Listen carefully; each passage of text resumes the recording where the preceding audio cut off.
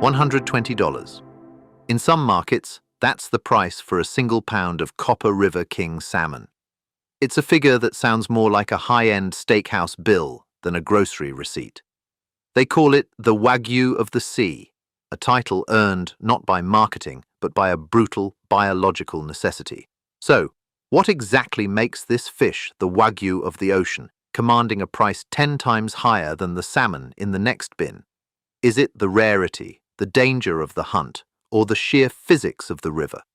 Today, we're going to find out why this isn't just a fish, it's an investment in a miracle of nature. Stay curious about the simple things. I'm Edward, and this is QC Project Simple Thing.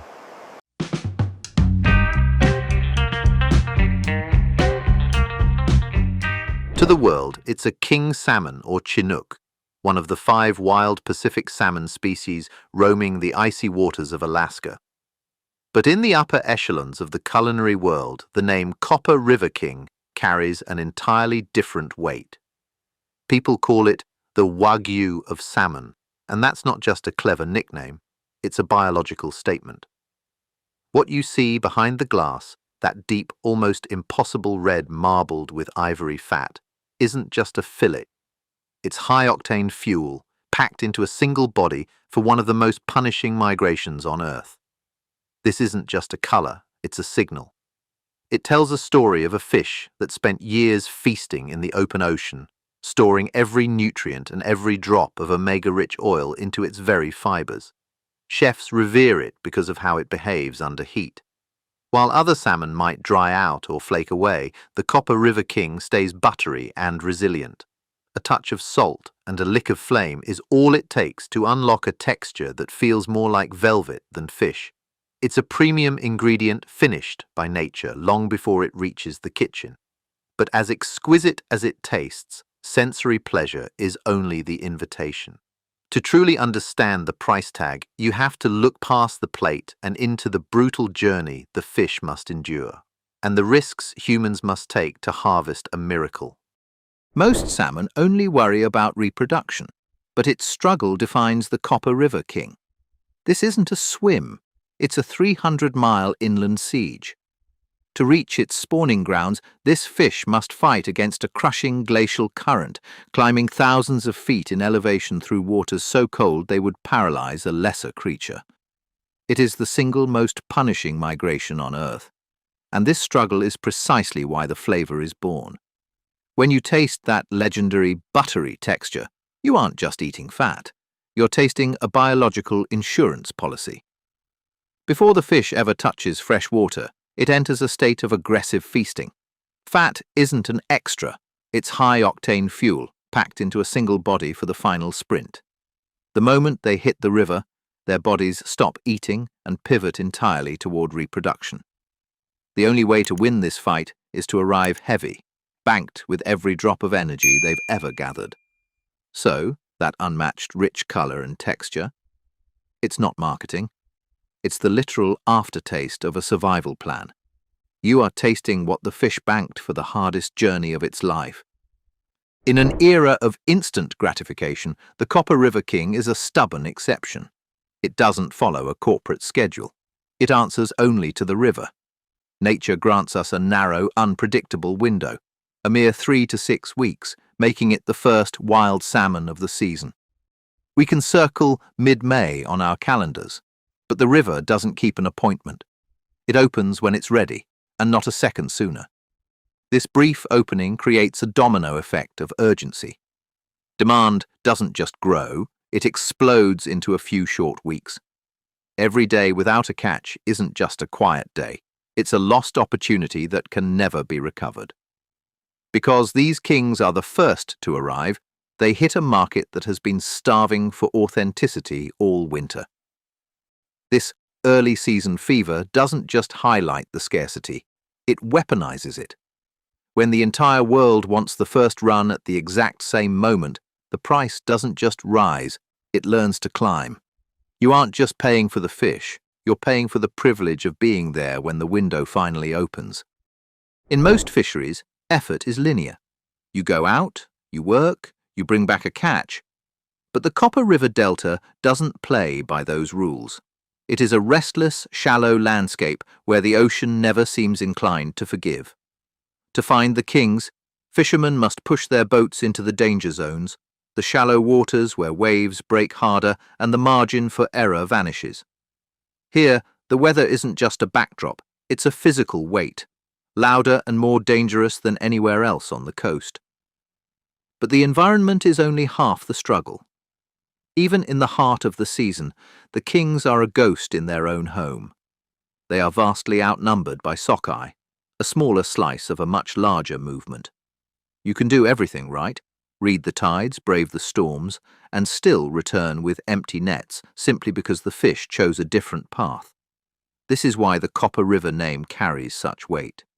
You aren't just buying protein, you're buying the survivor of a high-stakes gamble. You're paying for the days where effort evaporated into the mist and for the rare, extraordinary moment when the hunter and the miracle finally met. To catch a king, you don't just throw a net, you set a trap of pure precision. In the Copper River, crews use custom-built gill nets, vertical walls of mesh designed with a surgical intent. The gaps are exactly 6 inches wide, a specific geometry that allows smaller fish to slip through while the massive king finds its final anchor. This isn't a broad harvest, it's a targeted strike. But this precision carries a heavy human price. A gill net is an unforgiving partner. On a wet, shifting deck, these nets are managed by high-tension hydraulics and raw muscle. A loose string from a hoodie, a stray shoelace, or a split-second lapse in focus can lead to a snag that drags a person into the machinery, or worse, into the icy current. Here, the controlled risk of the harvest is a thin line between a payday and a tragedy, and the fish doesn't go quietly. A 35-pound king is a concentrated muscle of defiance. They twist, they wrap, they fight the mesh with everything they have. Handling them requires a violent speed. A single slip-up isn't just a lost sale. It's a lost day in a season that only lasts weeks. When you buy this salmon, you are paying for that tension, the literal strain on the lines and the mental strain on the men who hold them. In the Copper River, your hard work doesn't guarantee a paycheck. The law does. This isn't an open harvest, it's a managed survival. Authorities monitor the run daily, and the moment the limit is reached to protect future generations, the fishing stops immediately. You could be in the middle of a hot run, with fish jumping at your hull and still be forced to turn back. The system is designed to protect the future, not to guarantee your haul today. But the costs? They never stop. Fuel can evaporate hundreds of dollars in a single trip and thousands across a season. Then there is the price of admission, a commercial permit that can be valued at $250,000. When your permission to work costs as much as a house, every fish you catch carries the invisible weight of debt, insurance, and the relentless ticking of the clock. And then, the sprint begins. Because this salmon's soul is tied to its texture, the cold chain is a race against time. From the moment they hit the dock, they are filleted, vacuum-packed, and flash-frozen. Shipping from a remote Alaskan port like Cordova to a plate in New York isn't just a logistics challenge, it's a financial one. You're paying for distance doing what distance does, demanding a premium for speed. When you see that one number at the seafood counter, remember, it isn't just a price. It's a stack of bills, a mountain of debt, and a 3,000-mile race that someone had to win just so you could have dinner. There is a final, uncomfortable truth hiding beneath the surface. The king is getting smaller. Since the 1960s, these biological titans have been trending downward in size, losing nearly 10% of their body length. It's a silent retreat. Warmer streams are triggering earlier migrations, forcing fish to return to the river younger and less developed. Out in the vast ocean, shifting food webs and the crowded competition from hatcheries mean there are more mouths to feed and less to go around. This isn't just a loss of prestige, it's a biological crisis. Smaller fish mean fewer nutrients carried upriver, fewer eggs produced, and a fragile resilience for the generations to come. In Alaska, this isn't about a luxury sushi bar in Manhattan, it's about survival. For rural communities, these salmon are the primary source of life, a tradition that cannot be replaced by a grocery store shelf. So, the premium you pay for a Copper River King isn't just a flex of wealth. It's a quiet, urgent warning label. It's a reminder that we are consuming a masterpiece that nature can no longer replace on demand. I want to give you the 10-second rule. When you're at that high-end counter, don't just look at the price. Look at the architecture of the fat. Spend 10 seconds performing the flash and resilience test. First, observe the marbling. In a true Copper River King, the fat isn't just a white line. It's a delicate ivory web woven into the deep crimson flesh. It should look like a fine silk fabric, not a block of plastic. Second, watch how the light hits it. Because of the sheer concentration of omega-3 oils, the surface should have a natural, liquid gloss that seems to move as you shift your gaze. If it looks dull or matte, the soul of the fish has already departed.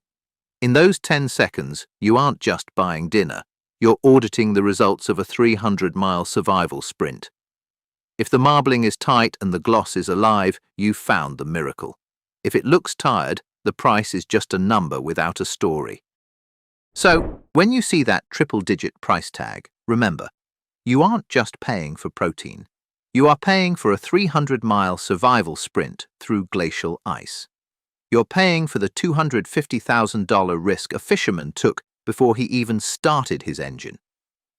The Copper River King is a reminder that in a world of mass production, nature still keeps a few masterpieces for herself, treasures that cannot be rushed, faked, or replaced. It proves that true luxury isn't about a brand name.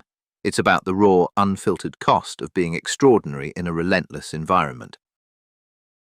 If you enjoyed this journey of the King Salmon, tell us in the comments what simple thing we should explore next. Your idea might become our next episode.